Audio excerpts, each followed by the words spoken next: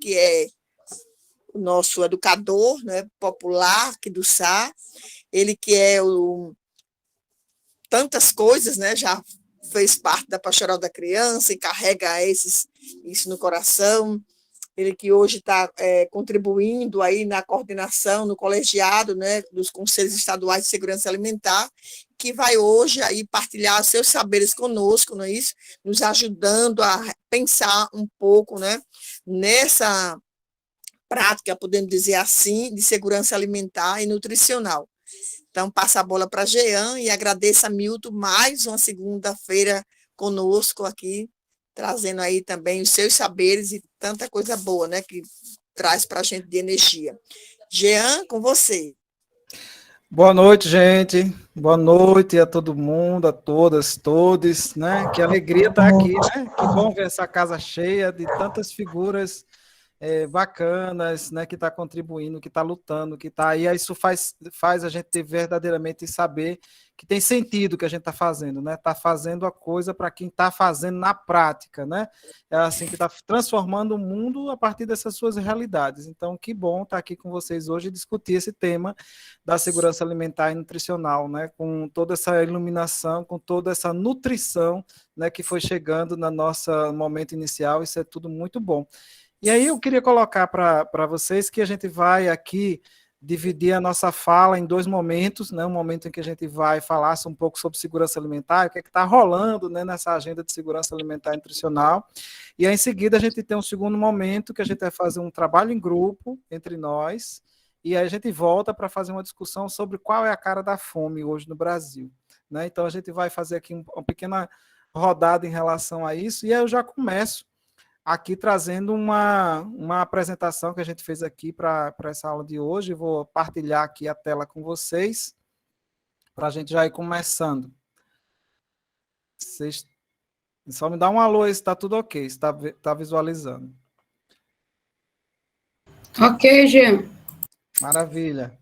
Então, aqui nossa aula de hoje, né, dentro do conjunto dessas questões que foram colocadas dentro da grade da formação do nosso curso de formação de liderança e agentes sociais, um tema muito quente nessa agenda de hoje, né, a agenda de hoje desse contexto em que vivemos, que é a segurança alimentar e nutricional, e o que isso implica na nossa vida, no nosso cotidiano, no nosso modo de ser, no nosso organismo e nas nossas relações com o mundo e com o meio ambiente, né? Então, a gente vai trazer um pouco desse cenário, né, do que essa segurança alimentar e nutricional se apresenta, né? Então, hoje, quando a gente fala desse contexto global em que a gente está vivendo, a gente pode estar dizendo que a gente tem crises sistêmicas, né? E essas crises, a gente está vivenciando, né, essa crise sanitária em que a gente está vivendo aí a pandemia do Covid-19, e o quanto isso impacta, né, no nosso modo de vida, nas nossas relações e no nosso ser, né, na nossa vida. A crise alimentar, as crises econômicas e financeiras, as crises climáticas, sociais, políticas, cultural, né, uma série de crises que têm uma origem fundo, né, uma origem de que essas crises elas interagem, né, e elas se manifestam na vida da gente de várias formas, né? Então, estamos vivendo um mundo em várias crises e que a gente vai discutindo hoje aqui um pouco do que é segurança alimentar e nutricional. Então, quando a gente fala segurança alimentar e nutricional, existe um conceito, né, que foi amplamente dialogado com a sociedade, né, num processo de participação social, onde envolveram vários sujeitos nos seus grupos, nas conferências, e que hoje virou lei. Essa lei, ela é de 2006, né, lá de 15 de setembro de 2006, e que traz esse conjunto das contribuições da sociedade no que diz respeito à segurança alimentar e nutricional, que é a realização do direito. Então, a gente materializa a segurança alimentar e nutricional quando a gente tem acesso ao direito, quando a gente tem acesso à alimentação. E hoje ela está lá na lei. E hoje ela, inclusive, está na nossa Constituição Federal, no artigo 6º da Constituição, né? Então, quando ela se coloca dentro do artigo 6º da Constituição, obriga estados e municípios a garantir o direito humano à alimentação de todos, né, de forma regular, permanente e por aí vai. Então, esse conceito diz que a segurança alimentar consiste na realização do direito de todos ao acesso regular e permanente. nessa crise em que vivemos, né, e muita gente aqui das bodegas solidárias vai perceber que isso não acontece na vida de muitos e muitas brasileiros e brasileiras, né? A gente não tem acesso regular, né? A gente não tem acesso à alimentação de manhã, de tarde, de noite, com os lanches e tudo que a gente deveria ter direito em qualidade, né? A gente não tem acesso e, infelizmente, a gente tem reduzido isso, né?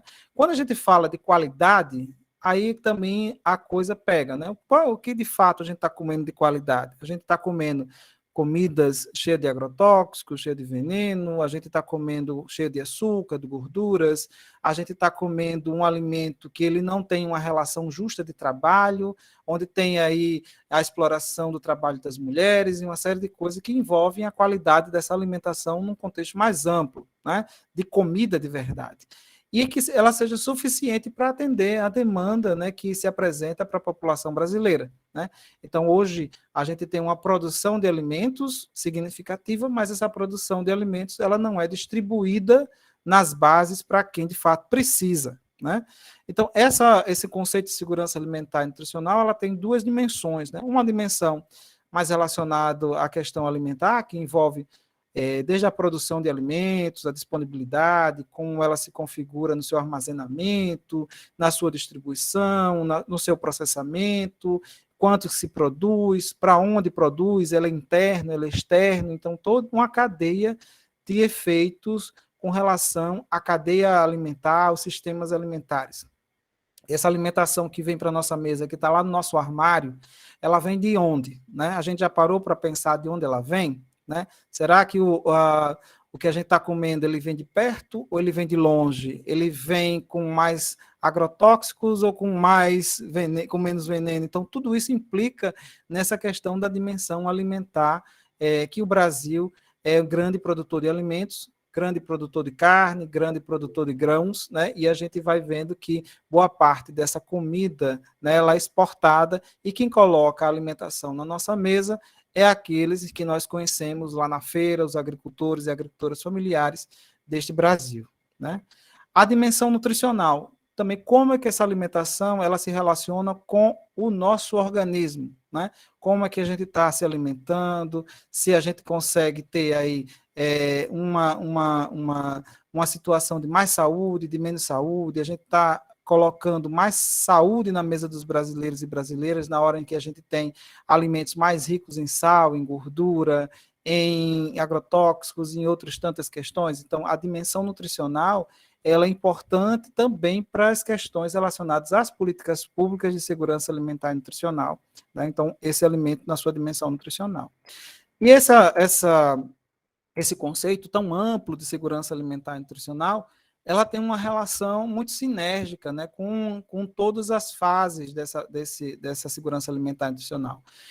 Com relação à produção e à comercialização de alimentos, que ela seja mais justa, né, com base na questão da agroecologia, como uma dimensão importante da segurança alimentar, que promova o acesso das pessoas à alimentação de qualidade, em quantidade suficiente, sem comprometer outras necessidades essenciais, e que ela vá interagindo também com outros segmentos da sociedade, especialmente aqueles segmentos que são mais vulnerabilizados ou que têm maior incidência, né, de doenças como as doenças crônicas não transmissíveis para a população.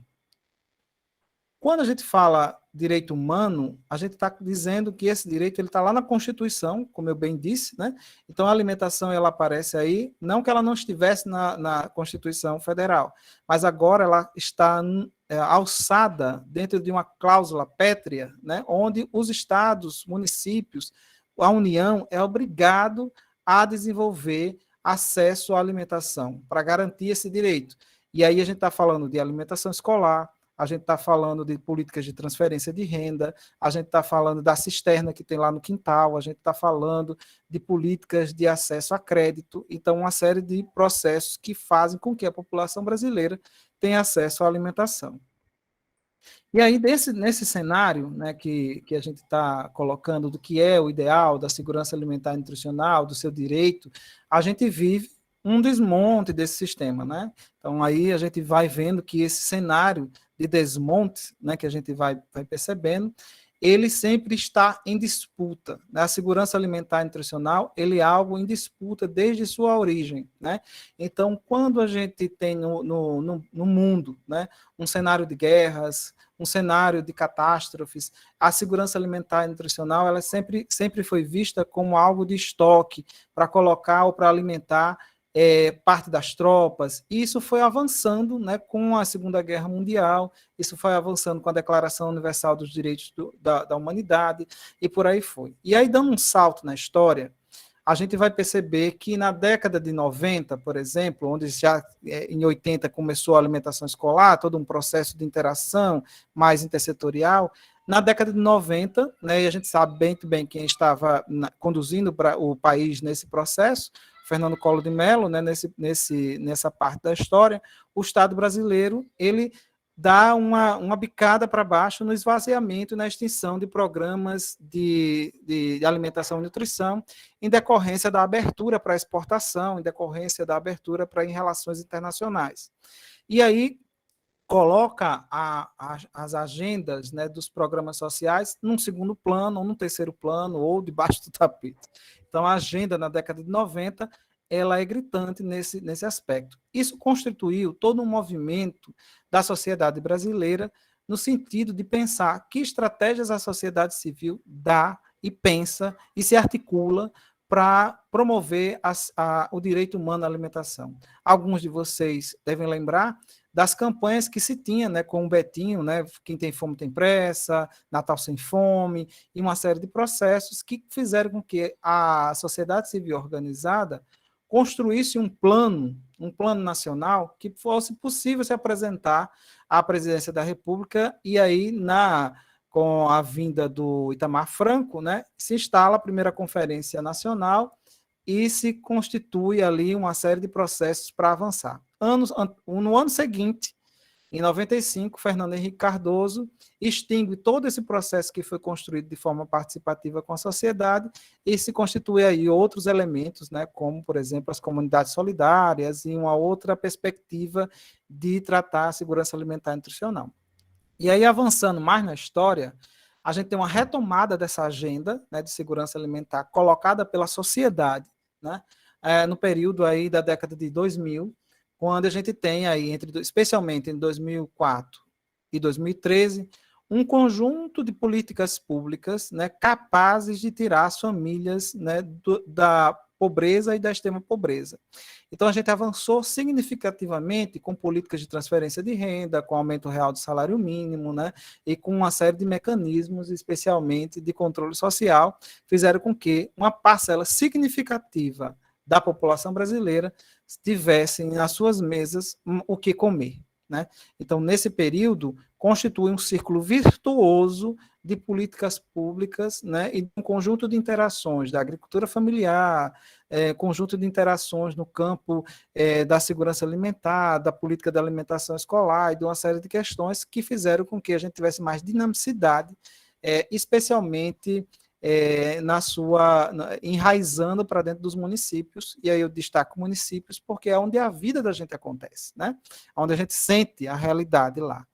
E aí a gente vai percebendo que esse círculo virtuoso de políticas públicas nesse período, né, 2004, 2013, ele sofre ataques, né?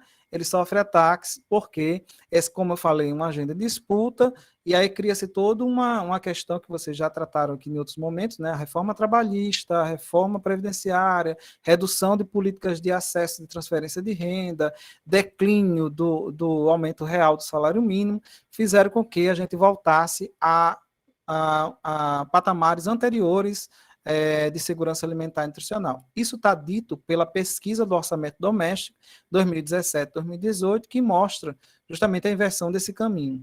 Só para você ter uma ideia, a gente retroagiu, né, em 5 anos, né, e a gente pode contar aí de 2016, mais de 15 anos de história de indicadores sociais, né? Você imagina o impacto, né, que uma canetada, né, faz com que a gente tenha um impacto significativamente ruim nas famílias onde a gente está vivendo, onde a gente convive, né?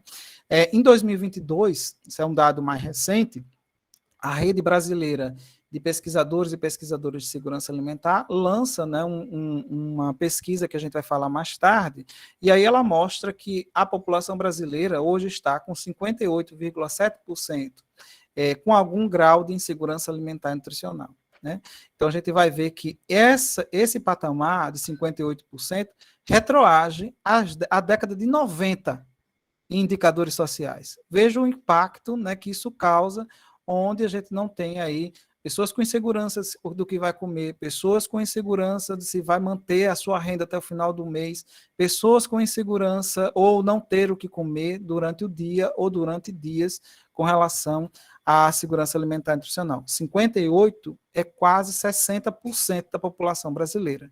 6 em cada 10 pessoas com algum grau de insegurança. E quando a gente faz o recorte dessa insegurança alimentar, a gente vai ver que 33 milhões, né, mais de 33 milhões de pessoas passam fome, que é o grau mais alto de insegurança alimentar e nutricional. Então, são as pessoas que não têm renda nenhuma, são as pessoas que não têm condições nenhuma de subsistência, né, nem dinâmicas capazes de apoiá-lo, e isso coloca essas pessoas em estado de insegurança alimentar gravíssimo. Aquela mesma pesquisa que eu falei, né, com relação à POF, coloca aí também um recorte dos estados. E a gente vai perceber que nesse período, 2017, 2018, o estado do Rio Grande do Norte, né, está aí com mais de 50% da sua população em estado de insegurança alimentar. E é óbvio o efeito cascata que isso causa. Né? Se você não tem políticas estruturantes em nível federal, estados e municípios sofrerão mais ainda, né? Porque estados e municípios não têm cofre, não têm chave de cofre. Quem produz dinheiro nesse país, pela Constituição Federal, é o nível federal. Então, é preciso fazer políticas de transferência de renda, políticas de repasse, políticas que tratam do pacto federativo entre estados, município e União, capazes de chegar ao recurso. Quem trabalha aqui na assistência sabe muito bem, né, o quanto que é sofrido se ter algum recurso na área da assistência, no município, lá na sua secretaria. Né?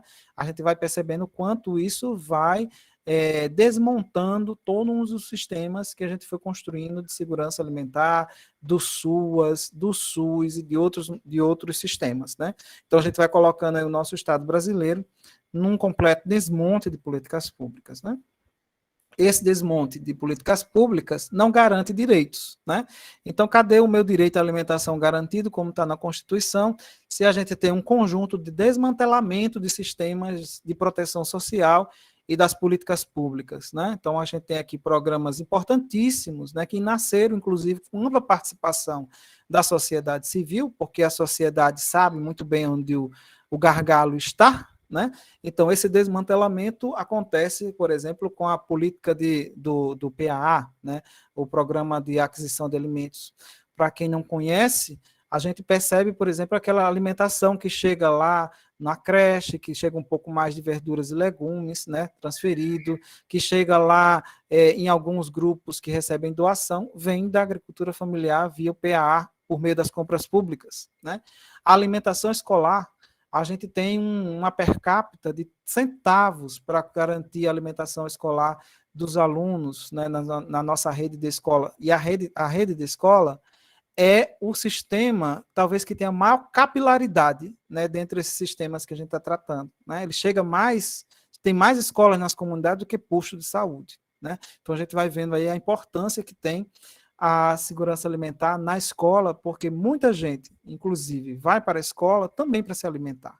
E é dever do Estado garantir que aquela criança ou aquele adolescente não tenha suco com biscoito, mas tenha lá um cuscuz, tenha lá um manguzá, tenha lá outras coisas que dê substância, né? Ou seja, 20% de nutrientes da sua dieta dia para aquela pessoa. Isso não é benesse, isso é direito. Né? Mas isso é ameaçado, porque 30% desses recursos vem da agricultura, é recurso para a agricultura familiar. E aí o grande capital quer colocar a mão aí. Né? Então a gente precisa estar atentos. A pandemia do novo coronavírus agravou demais a situação da fome e da insegurança alimentar. Mas não foi ela a provocadora da fome e da insegurança alimentar, porque, como nós vimos nos dados, já estávamos em grau de insegurança alimentar grave. né? Então, mas a pandemia do coronavírus, ele descortina, né? Todo o desmantelamento das políticas de amparo social que nós tínhamos nesse país, né? Então, aí provoca a falta, né, impede a universalidade da cobertura do atendimento, interfere nas políticas de transferência de renda, aumenta ou exclui pessoas, né, da fila do INSS, né? Então, aí, por meio da PEC 95, a gente tem um congelamento dos investimentos sociais destinados a esses programas por 20 anos. Esse é ponto da discussão das eleições. A gente precisa tirar isso da agenda, né? E a gente vai perceber que nesse período, também na nossa história recente, 2019 para cá, a gente vai ter uma crescente do poder das corporações e do agronegócio. E o que é isso? Né? A gente vai ter aí uma liberação gigantesca de agrotóxicos, né, e de agroquímicos, produtos que a gente não usa, que países já não usam há mais de 50 anos, a gente continua usando, né? Produtos que vão envenenando a nós todos, né? E aí esse aumento é significativo. Só para a gente ter uma noção, existe um comitê de biossegurança, né? E esse comitê de biossegurança, algumas instâncias de governo fazem parte, entre elas o Ministério da Saúde. Ministério da Saúde. O Ministério da Saúde é radicalmente contra a liberação de alguns tipos de agrotóxicos como esse, por várias questões técnicas, né? E a questão da segurança da população brasileira. Mas a decisão disso é por votação simples. Quem vota a favor e quem vota contra, e quem é maioria ganha. E aí o Ministério da Saúde tem o seu voto aí não computado e passa a liberar agrotóxico à torto e à direito, né? Temos uma redução aí de fundo de combate à pobreza, que era uma outra alavanca importante, né, de fazer com que os programas estaduais, né, pudessem criar iniciativas. Aqui no estado do Rio Grande do Norte, só para a gente pensar, a gente tem um restaurante popular, né? Muitos municípios têm um restaurante popular, café com trabalhador, né? Uma política importantíssima, especialmente nesse momento da nossa história de falta de alimentos. Esse programa do restaurante popular, ele é 100% financiado com recursos do Estado do Rio Grande do Norte. Daí a importância, né, da gente valorizar, né, um equipamento como esse, né, um volume gigantesco de recursos que é destinado aos restaurantes populares, que é destinado ao programa do leite, né, e outras políticas estaduais, mas sofreram cortes significativos, né, porque houve redução de impostos, houve perdas, né, por causa do desemprego, então não gerou tanto recurso, né, mas aí a gente tem aí um fundo que vem sofrendo, inclusive, disputas, né, com relação à sua agenda. O governo federal não cumpre o seu papel, na verdade, eu desafio aqui alguém a dizer, né, ou a gente pensar qual foi, porque a gente estava lá diretamente tratando com o governo, tentando interagir com o governo, e não vê-se nem um movimento do governo federal no sentido de pensar estratégias de combate à fome neste país. Né? Não há um plano, não há uma iniciativa, não há uma lauda escrita para fazer com que tenhamos programas, né, desenhos institucionais no âmbito da gestão para poder gerar iniciativas de combate à fome. Isso é importantíssimo a gente pensar. Né? Então, há toda uma inércia daquilo que deveria ser o prepulsor desse processo. Né? A crise que tem aí também com relação aos governadores, isso é muito ruim, porque fere pactos federativos, né? O Estado tem o dever de cumprir com isso, mas isso faz com que muitas regiões do país, como por exemplo aqui a região do Nordeste, governadores e governadoras se juntem, né, para pensar estrategicamente a região, porque o governo federal não chega com relação à segurança alimentar e nutricional. As ações de solidariedade crescem, né, cresce significativamente. Eu acho que muitos de nós já deu 1 quilo de alimento, ou foi lá ajudar, ou deu uma roupa, ou ajudou alguém. Mas por que isso acontece? Isso acontece porque, além de sermos solidários, há um vazio de políticas públicas nesse campo que faz com que a população que mais precisa tenha que recorrer à iniciativa de solidariedade, porque há esse vazio de políticas públicas, né? Então, o governo federal, né, extingue o Conselho Nacional. Esse Conselho Nacional, além de outros tantos, né, mais de 5 mil espaços de participação, conselhos, comitês, grupos de trabalho foram extintos por meio da medida 870, entre eles o Conselho Nacional de Segurança Alimentar, por uma questão, inclusive, simbólica, porque era o espaço de combate à fome, e esse ponto da fome, no seu enfrentamento, está fora da agenda do governo. Não que a fome não esteja. A promoção de fome, ela está, né? Mas estados e municípios resistem, né, com seus espaços de participação. Interrompeu-se nacionalmente uma conferência de segurança alimentar que estava em vigor. A de assistência social sofreu também inúmeros processos de redução, né? E a falta da governança, né, de todo o sistema de transparência, de controle social, de participação dos sujeitos de direito, né, dos vários segmentos, isso foi interrompido, né? Então a gente vai vendo que aonde é que isso ataca, né? Onde é que o bicho pega, né? Na diversidade do público e do território, né, em que atuamos. Quando a gente fala do público da segurança alimentar, a gente está falando de agricultores familiares, povos indígenas e comunidades tradicionais, das pessoas que vivem em situação de rua, das pessoas que estão com doenças crônicas não transmissíveis, jovens e mulheres, entre outros. Então, é um segmento muito, muito amplo, né, de segurança alimentar e nutricional. E quais são os territórios, né, em que a gente percebe esse grau de insegurança alimentar? Ou mais críticos, né? Famílias com renda reduzida, locais com escassas oportunidades de trabalho, territórios em que ocorre perda de rebanho, ambientes em que se presencia, né, a fragmentação familiar, né, o processo de implantação de megas projetos, né, grandes mineradoras, grandes indústrias de agrotóxicos, né, grandes equipamentos. Agora a gente está vivenciando a questão das energias renováveis, então uma série de questões que vivenciam, né, a segurança alimentar e nutricional.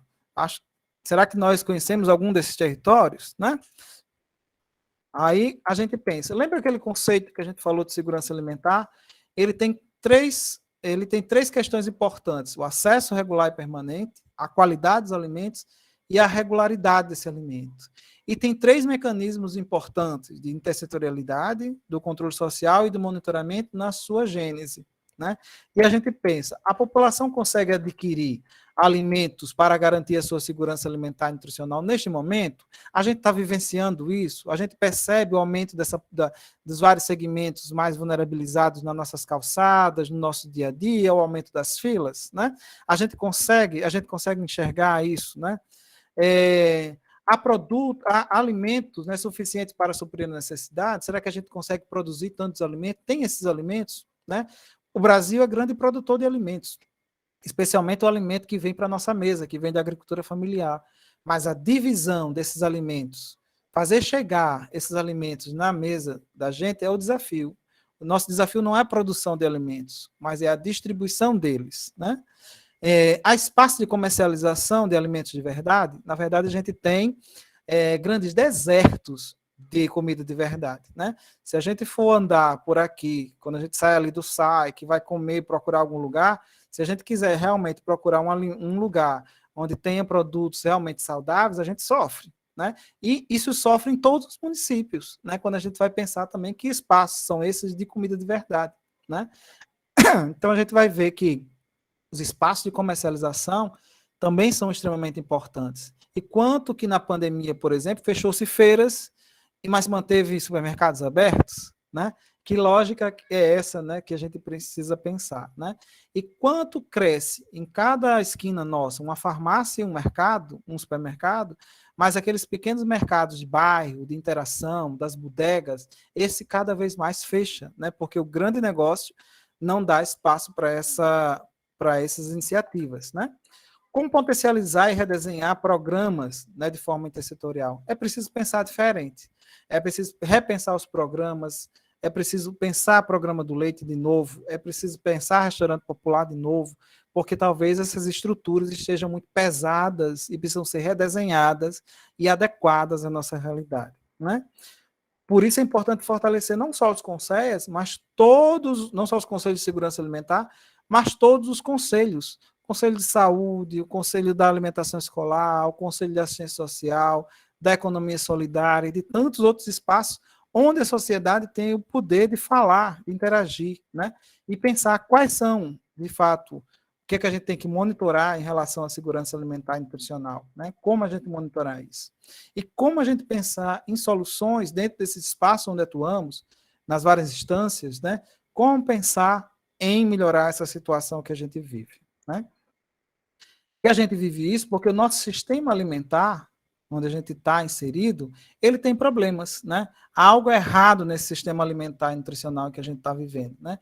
Há problemas que se expressam, né, especialmente pela incidência com relação a os sistemas alimentares em que a gente vive. E essa incidência se dá especialmente pelo sistema alimentar corporativo, né? Onde você tem aí Coca-Cola, onde você tem aí Unilever, onde você tem aí uma série de outros grandes conglomerados, né, que afetam a nossa segurança alimentar. Eu digo isso para meus colegas de trabalho, se eu não tomo Coca-Cola. Por quê? Não é só por causa de uma questão nutricional, mas é porque a exploradora de trabalho de pessoas financia guerras, né? Concentra terra, concentra água. Então, eu prefiro não consumi-lo, né? Então, exploração de trabalhadores, degradação do solo, poluição. Então, o agro é pop? O agro, na verdade, é devastação ambiental, fome, inflação, e não é à toa que a gente vê e vivencia onde a gente vai comprar alguma coisa na feira, no mercado, e a gente volta quase sem nada, né, por causa do aumento da inflação dos alimentos, que é uma realidade nesse momento. Então, nesse sistema alimentar, a falta de terra, a falta de água, mas também a falta de soberania. A gente não decide o que planta, como planta, o que come, quando come, a diversidade disso, né? Experiências, por exemplo, como os quintais produtivos que as bodegas fazem aí, é um núcleo desse processo, né, de a gente pensar se reconectar de novo com a nossa soberania do lar, né, com a simbologia que é, a prática que é os quintais produtivos para a segurança alimentar do lar, né? Então, é muito importante a gente pensar em iniciativas, né, que façam com que as gerações futuras, né, tenham realmente soberania alimentar. Quando a gente está falando de soberania, e a gente vai pensar também como é sustentável esse sistema, vocês estão vendo aí a pegada da água, e vocês estão vendo uma escala, né? Só para a gente perceber aí o gado, né? O gado que a gente consome, o Brasil é grande produtor, exportador de gado e devasta florestas inteiras para produzir gado, inclusive no estado do Rio Grande do Norte, que não tem um sistema capaz de suportar o gado numa área árida, né? A gente tem, para produzir 1 quilo de carne, a gente gasta mais de 17 litros de água. Isso é mais do que uma cisterna da nossa casa, para produzir 1 quilo de água. Então, quando a gente fala em reduzir carne, não é só reduzir por uma questão nutricional, mas é reduzir também por uma questão política, né? Porque a gente também está impactando, né, no nosso sistema, na nossa biodiversidade, né? A gente está produzindo gado para alimentar o agronegócio, né? Então, pensar nos alimentos, nos animais de pequeno porte, pensar em iniciativas sustentáveis, ela é um caminho importante, né? Quando a gente olha para a área de cultivo do Brasil, e a gente vai ver que o quanto que a gente produz e o que a gente produz de alimentos base, né, para a nossa dieta, a gente vai ver que nesse período histórico aí de 88, a gente produzia aí, tem um avanço, né, dos produtos voltados para exportação em 49%, mas a gente produzia 24%, né, desse para o consumo interno. Em 2018, né, segundo os dados do IBGE, lá no censo, a gente vai desenvolvendo, a gente vai reduzindo, né, essa capacidade de área produtiva, especialmente pelo avanço do agronegócio. Nós estamos andando e viajando por aí, vamos vendo a concentração de terra, né, que está na mão de poucos. E esse sistema alimentar na mão de poucos, dessas grandes cadeias produtivas, né, que vai alimentando e influenciando, né, todo o sistema e todo o modo de viver da gente, ela vai alimentando, na verdade, e engordando as mãos das grandes corporações. Esse aí é um mapa já antigo, né, com relação aos conglomerados dessas, que na verdade elas vão se fundindo cada vez mais para ganhar mercado, e a gente vê quantas de marcas, né, estão relacionadas a essas grandes corporações que dominam terra, água, semente, recursos naturais, incentivos fiscais e uma série de coisas. Isso é o agronegócio. O agronegócio, ele produz muito e ele gera para o Brasil em torno de 6 bilhões de recurso de subsídio. Só a educação, o sistema de educação gera mais de 30 bilhões. Então, para onde é que a gente tem que gerar as nossas energias, né? Então, esse sistema de exploração, né, ele destrói o meio ambiente, a diversidade biológica que a gente tem. A gente tem hoje, por exemplo, no estado do Rio Grande do Norte, a implantação de parques de energias renováveis, que a gente não é contra a instalação, a gente é contra a forma como está sendo instalada. Se a gente tiver uma ideia ali no Seridó, por exemplo, naquela área de serras, aqueles topos de serra com a instalação vai, por exemplo, em Cerro Corá, acabar com uma espécie de árvore, de ave, um maracanã, para a instalação de um parque. A gente vai acabar com áreas que a gente nem sabe que tipo de espécies há para a instalação do agronegócio, né? Então, aonde a gente quer colocar esse peso, né? Quando a gente fala aqui de agrotóxico, liberação, vocês estão vendo que lá embaixo tem uma barrinha verde, né, vermelha, a gente vai vendo a liberação dos agrotóxicos ao longo da história, né? Então, a gente vai vendo aí o quanto que isso impacta na nossa vida. Então, a gente tem aqui um conjunto de questões que foram levantadas, né, por vocês, que foi bastante interessante. Que bom, né, que a gente conseguiu fazer esse trabalho no grupo, que eu acho que no grupo menor a gente consegue fluir mais, né, a gente consegue ter mais espaço de fala, e aí é bastante interessante. E aí eu acolho todas essas questões que vocês colocaram aqui para a gente dialogar com os dados e as estatísticas nacionais, né, da pesquisa, né, relacionada à segurança alimentar e nutricional no país, mas muitos desses elementos que vocês trazem, né, como a falta de transparência, lembramos-nos que nesse momento, com a redução dos conselhos, com a medida provisória que restringe a participação social, de fato a realidade sentida por vocês tem total correlação, na medida em que a gente tem aí uma falta de mecanismo de transparência, uma falta de conselhos, então há uma falta de transparência, né? A falta de recursos, ela já é sentida, né, pelos colegas aqui que estão dentro dos serviços, por nós que estamos acompanhando, né? Então, quando a gente tem aí programas importantes que são reduzidos, aonde é que a gente está vendo mais instalar cisternas? Aonde é que a gente está vendo abrir mais vagas, não sei para quê? Então, está tendo mais redução de políticas, né, de recursos. A nossa luta diária por manter a alimentação escolar, né? Então aí, não é, Elza? A gente vê nas escolas a nossa dificuldade gigantesca, né, para poder trabalhar isso. Então, várias outras questões que são colocadas, inclusive nesse momento de troca de nomes de programas, né? Nomes de programas que inclusive deram certo, que tinham uma identidade, isso nos gera, nesse momento, um oportunismo eleitoral, né, bastante grande, né? Troca do programa Bolsa Família por programa X ou assado, né? Programas municipais são essenciais, mas os municípios têm uma dificuldade gigantesca, e estados, de fazer programas municipais pela sua dificuldade de operar os programas, porque quem tem chave de dinheiro e de recurso é o governo federal. Isso é constitucional, não é porque o prefeito ou o presidente é bom ou é ruim, não. É constitucional, né? Então, as dificuldades são enormes. Né? Então, pensar programas e estratégias a nível municipal é importante, mas como bem falou nossa companheira, é preciso, sim, e de fato ter cofinanciamento, né, para a gente poder operar os programas e políticas no nível do município. Né?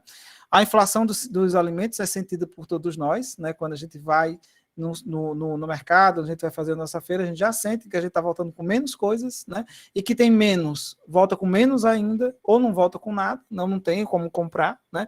Isso é uma realidade bastante sentida, né? A concentração de renda e de privilégio nesse momento também é muito latente, né? A gente tem aí uma concentração de terra, de água, de recursos, mas também a nossa questão dos privilégios. Com relação às pequenas cidades, né? A gente tem aí o nosso estado, ele tem muitas cidades pequenas. A grande maioria, mais de 80% dos nossos municípios são pequeno porte, né? Pequeno e médio porte.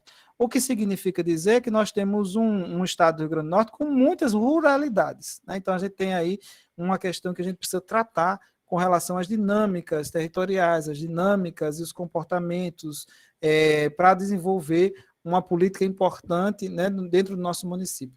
Mas aí, para dialogar com muitos elementos que vocês trouxeram, desemprego, educação, o papel da mulher, a questão das vulnerabilidades, das calamidades, a concentração, tem alguns dados que foram trazidos aqui pela pesquisa, né, de vigilância de segurança alimentar e nutricional, realizada por um conjunto de organizações que compõem a Rede Brasileira de Segurança Alimentar e Nutricional. Essa rede fez um inquérito nacional, né, sobre a segurança alimentar e nutricional, no contexto da pandemia, né, o segundo VigiSan, segundo pesquisa realizada, e essa pesquisa foi realizada entre novembro e abril de 2022, ou seja, bastante fresca, né, bastante atual nesse momento. E eu vou partilhar com vocês esses dados para ver se tem correlação com isso que eu estou dizendo do trabalho dos grupos, né? Então, vou aqui partilhar a tela. Me digam só se chegou aí. Chegou? Chegou, Jean. Pronto. Esse inquérito, né, como já falei, ele trata da insegurança alimentar e nutricional no Brasil e tem uma forte relação com o que a gente está colocando. Quando nós falamos de segurança alimentar e nutricional, a gente está falando de 3 níveis de insegurança. Ele é leve, quando a gente tem aí uma insegurança com a incerteza de um alimento, se a gente vai ter ou não essa qualidade, então se já colocam já estamos comprometidos. Se vamos ao mercado, à feira, e já não sabemos se vamos voltar com o suficiente, já estamos em grau de segurança alimentar leve. Nós aqui da sala, que possivelmente já temos aí mais algumas oportunidades, né? Imagine as comunidades, os grupos, os quais a gente se interage, né? Ela é moderada quando há insuficiência de alimento real, a gente não tem alimento suficiente para suprir as necessidades do nosso dia a dia, e ela é grave quando há privação do consumo ou traduzindo, ela é fome, né? Então, esse mapa, esse gráfico que vocês estão vendo aí na tela, ela mostra uma sequência histórica das pesquisas nacionais relacionadas ao componente da segurança alimentar e nutricional. Então, a gente tem aí de 2004, vocês estão vendo aí 2004, né, na telinha aí, vocês vão ver que em 2004, a nossa segurança, mais da metade da população brasileira, 64%, estava com segurança alimentar, ou seja, estava bem, né? Mas a segurança alimentar grave, que é esse roxinho, a gente tinha 6,6% da população grave, né? E aí a gente vai reduzindo. À medida em que a gente vai evoluindo, em 2013, a gente tem o nosso melhor cenário, onde menos de 5% da população tem insegurança alimentar grave. Isso é o que costuma dizer mapa da fome. Então, o Brasil saiu do mapa da fome em 2013. E aí essa saída é uma marca internacional, né, que faz com que a gente meça quantos da população brasileira estão com insegurança alimentar. Em contrapartida, vocês vão ver que a gente 77% está bem. A gente está com 77% da população com segurança, está bem. Só que vai se passando os tempos, né? E essa segurança alimentar, que é essa última linha, vai aumentando.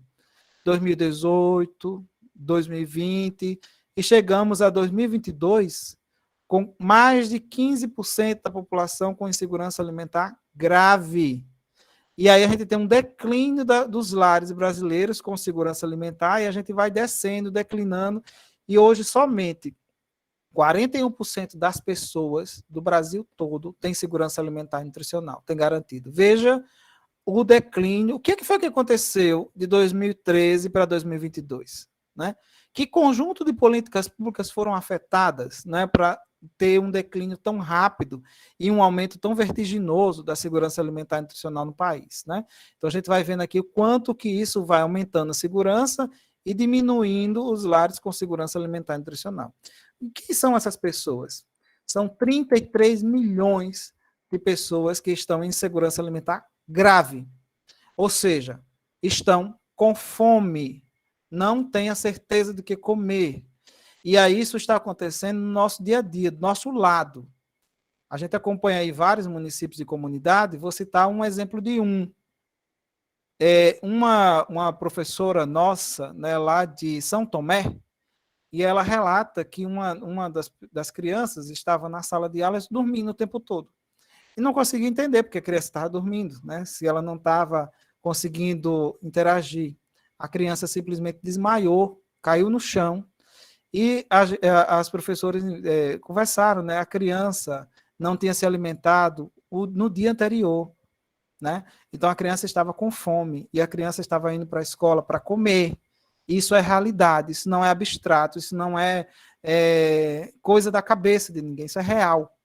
João Câmara, as pessoas estão revirando o lixo, e o lixo que eles estão revirando hoje já não é o mesmo lixo que era antigamente. Relato dos catadores, das pessoas que sobrevivem do lixo, né? Não tem o que comer. Isso é real, isso está em todos os lugares, especialmente nos municípios com maior índice de insegurança alimentar, com maior índice de pobreza no estado do Rio Grande do Norte e no Brasil como um todo. Então, você está vendo aí no gráfico que a nossa segurança alimentar ela é gravíssima. Quando a gente olha para o Brasil, onde é que está essa segurança em termos geográficos? A gente vai olhar que a insegurança alimentar, a fome, está presente mais fortemente no norte e no nordeste do país. Mais de 45% da população do norte, mais de 38% da população do nordeste tem insegurança alimentar grave, fome, né? Então, isso é decorrente desse modelo e sistema, né, que a gente estava discutindo há pouco. Olhem para o mapa do Brasil. Olha o tamanho da insegurança alimentar, né? Não que no sul e no sudeste não tenham.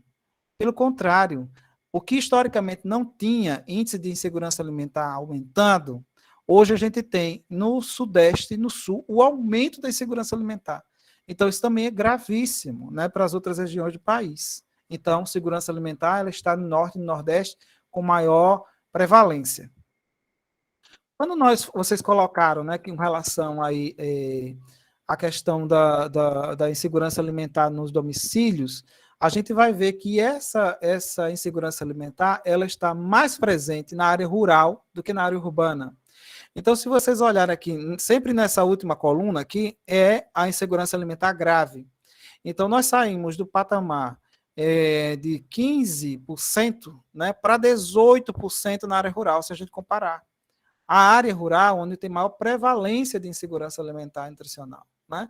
E é no território onde a gente, no imaginário da gente, acha que a gente vai ter lá menos insegurança alimentar e nutricional, porque a pessoa tem, na nossa compreensão, uma casa, vai ter um sítio, vai ter... E não é, né? Não tem assistência técnica, não tem água, e tem uma série de dificuldades. E é na população rural onde a gente tem a maior insegurança alimentar.